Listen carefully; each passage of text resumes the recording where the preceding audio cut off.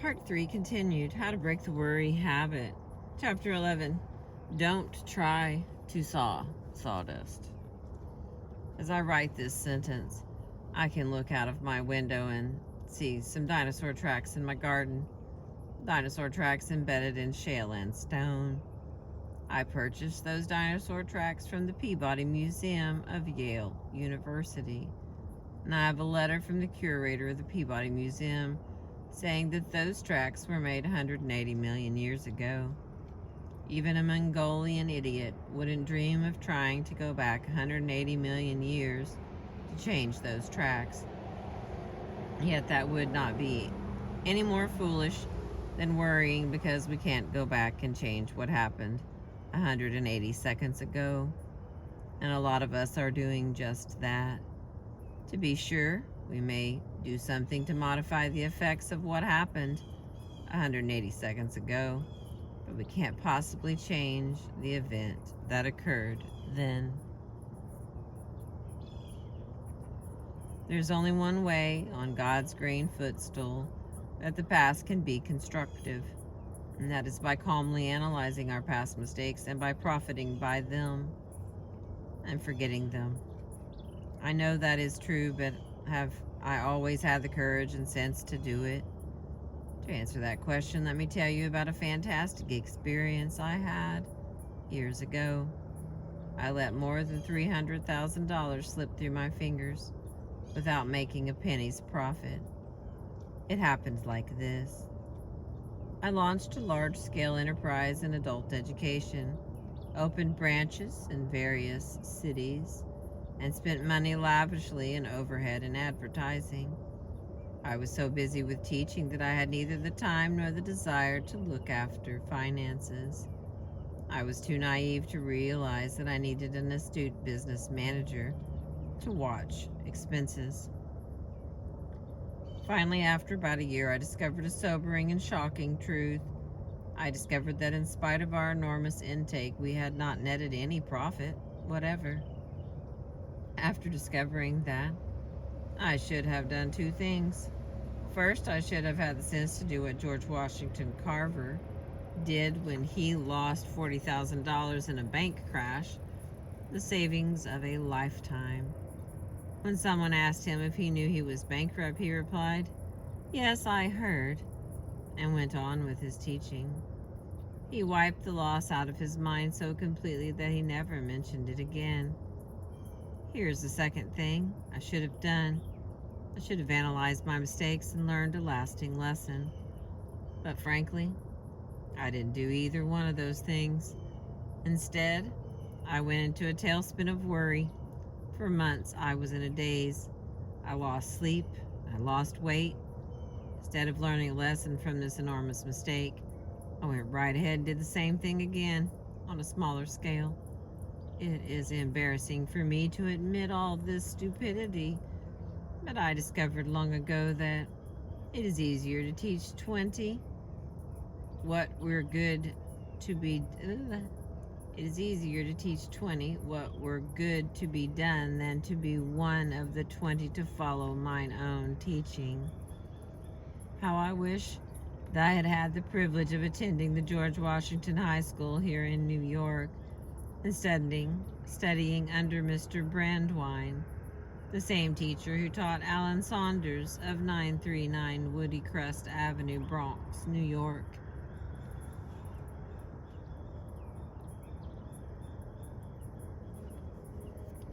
Mr. Saunders told me that the teacher of his hygiene class, Mr. Brandwine, taught him one of the most valuable lessons he had ever learned. I was only in my teens, said Alan Saunders as he told me the story, but I was a worrier even then. I used to stew and fret about the mistakes I had made. If I turned in an examination paper, I used to lie awake and chew my fingernails for fear I hadn't passed. I was always living over the things I had done and wishing I'd done them differently, thinking over the things I had said and wishing I'd said them better. Then one morning our class filed into the science laboratory, and there was the teacher, Mr. Brandwine. with a bottle of milk prominently displayed on the edge of the desk. We all sat down staring at the milk and wondering what it had to do with the hygiene course he was teaching. Then, all of a sudden, Mr. Brandwine stood up, swept the bottle of milk with a crash into the sink, and shouted, "Don't cry over spilt milk." He then made us all come to the sink and look at the wreckage. "Take a good look," he told us, "because I want you to remember this lesson the rest of your lives. That milk is gone. You can see it's down the drain, and all the fussing and hair pulling in the world won't bring back a drop of it. With a little thought and prevention, that milk might have been saved. But it is too late now. All we can do is write it off. Forget it. Go on to the next thing." That one little demonstration, Alan Saunders told me, stuck with me long after I'd forgotten my solid geometry and Latin. In fact, it taught me more about practical living than anything else in my 4 years of high school. It taught me to keep from spilling milk if I could, but to forget it completely once it was spilled and had gone down the drain. Some readers are going to snort at the idea of making so much over a hackneyed proverb like "don't cry over spilt milk." I know it is trite, commonplace, and a platitude. I know you have heard it 1,000 times, but I also know that those hackneyed proverbs contain the very essence of the distilled wisdom of all ages. They have come out of the fiery experience of the human race and have been handed down through countless generations. If you were to read everything that has ever been written about worry by the great scholars of all time, you would never read anything more basic or more profound than such hackneyed proverbs as "don't cross your bridges until you come to them," and "don't cry over spilled milk." If we only applied those two proverbs instead of snorting at them, we wouldn't need this book at all. In fact, if we applied most of the old proverbs, we would lead almost perfect lives. However, knowledge isn't power until it is applied. And the purpose of this book is not to tell you something new. The purpose of this book is to remind you of what you already know and to kick you in the shins and inspire you to do something about applying it. I have always admired a man like the late Fred Fuller Shedd, who had a gift for stating an old truth in a new and picturesque way. He was editor of the Philadelphia Bulletin, and while addressing a college graduating class, he asked, "How many of you have ever sawed wood? Let's see your hands." Most of them had. Then he inquired, "How many of you have ever sawed sawdust?" No hands went up. "Of course you can't saw sawdust," Mr. Shedd exclaimed. "It's already sawed, and it's the same with the past. When you start worrying about things that are over and done with, you're merely trying to saw sawdust." When Connie Mack, the grand old man of baseball, was 81 years old, I asked him if he had ever worried over games that were lost. "Oh, yes, I used to," Connie Mack told me. "But I got over that foolishness. I found out it didn't get me anywhere at all.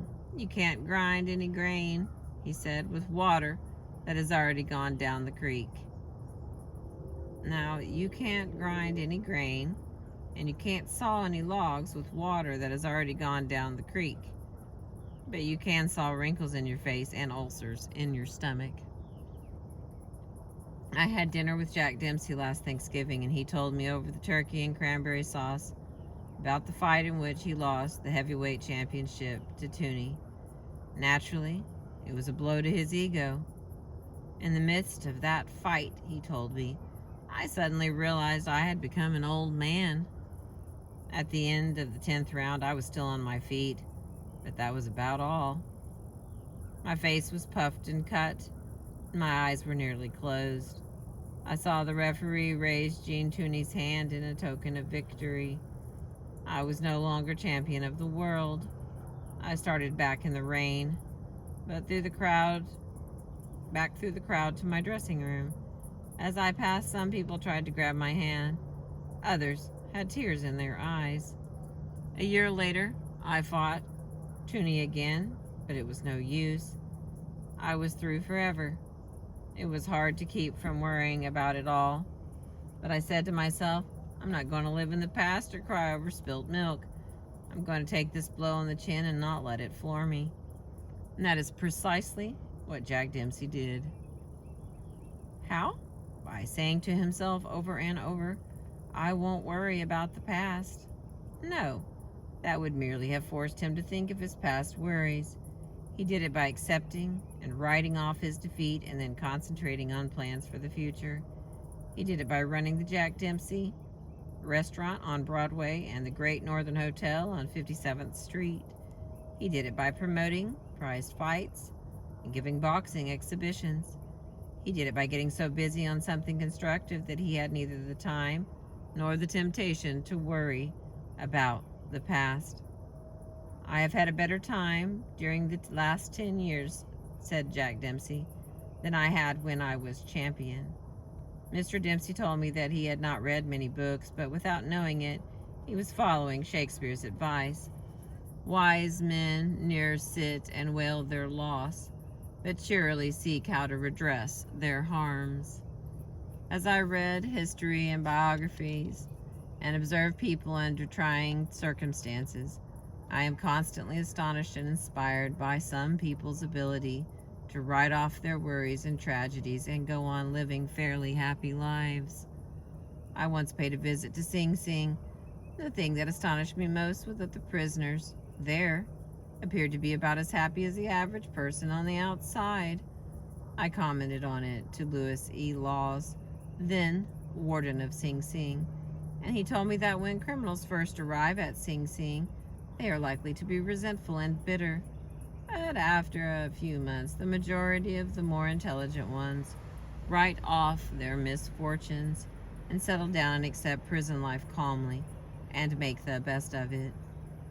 Warden Laws told me about one Sing Sing prisoner, a gardener, who sang as he cultivated the vegetables and flowers inside the prison walls. That Sing Sing prisoner who sang as he cultivated the flowers showed a lot more sense than most of us do. He knew that the moving finger writes, and having writ, moves on, nor all your piety nor wit shall lure it back to cancel half a line, nor all your tears wash out a word of it. So why waste the tears?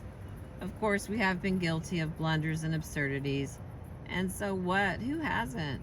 Even Napoleon lost 1/3 of all the important battles that he fought. Perhaps our battling average is no worse than Napoleon's. Who knows? And anyhow, all the king's horses and all the king's men can't put the past together again. So let's remember rule number 7. Do not try to saw sawdust. Here's the last tiny little piece. Part 3 in a nutshell. How to break the worry habit before it breaks you. Rule number 1. Crowd worry out of your mind by keeping busy. Plenty of action is one of the best therapies ever devised for curing the whipper-gibbers. Rule number 2. Don't fuss about trifles. Don't permit little things, the mere termites of life, to ruin your happiness. Rule 3. Use the law of averages to outlaw your worries. Ask yourself, what are the odds against this thing's happening at all? Rule 4. Cooperate with the inevitable. If you know a circumstance is beyond your power to change or revise, say to yourself, it is so. It cannot be otherwise. Rule 5. Put a stop-loss order on your worries. Decide just how much anxiety a thing may be worth and refuse to give it any more. And the final one, Rule 6, let the past bury its dead. Don't saw sawdust. Thank you for, for listening with me this morning. I appreciate you. Hope you've enjoyed the sunrise.